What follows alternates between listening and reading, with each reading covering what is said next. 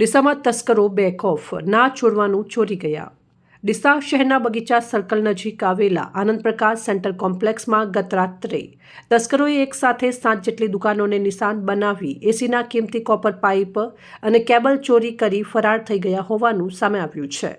વહેલી સવારે વેપારીઓ દુકાનો પર પહોંચ્યા બાદ એસી ચાલુ કરવાનો પ્રયાસ કરતા એસી કાર્યરત ન થતાં બહાર તપાસ કરવામાં આવી હતી। તપાસ દરમિયાન તમામ દુકાનોના એસીના કોપર પાઇપ કાપી ચોરી કરવામાં આવ્યા હોવાનું સામે આવતા વેપારીઓમાં ભારે રોષ અને ચિંતા ફેલાઈ ગઈ હતી।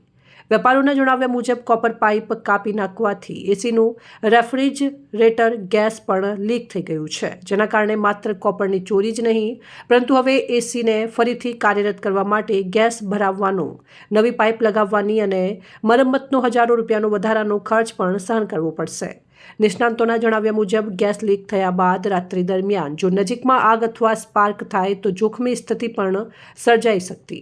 આ ઘટના બાદ વેપારીઓએ શહેરમાં કાયદો વ્યવસ્થા અને રાત્રિના પોલીસ પેટ્રોલિંગ સામે ગંભીર સવાલો ઊભા કર્યા છે। શહેરના સૌથી વ્યસ્ત વિસ્તારમાં જ ચોરો આટલી બેફામ રીતે ચોરી કરી ફરાર થઈ જતા વેપારીઓમાં અસુરક્ષાની લાગણી વ્યાપી ગઈ છે। વેપારીઓએ માંગ કરી છે કે આસપાસના સીસીટીવી ફૂટેજના આધારે આરોપીઓને તાત્કાલિક ઝડપી કડક કાર્યવાહી કરવામાં આવે અને શહેરમાં રાત્રિના સમયે પોલીસ પેટ્રોલિંગ વધુ સઘન બનાવવામાં આવે, જેથી આવી ઘટનાઓનું પુનરાવર્તન અટકાવી શકાય। વધુ અપડેટ માટે ફોલો અને સબસ્ક્રાઇબ કરો સેન્ટ્રલ ભારત ન્યૂઝ ચેનલને। ધન્યવાદ।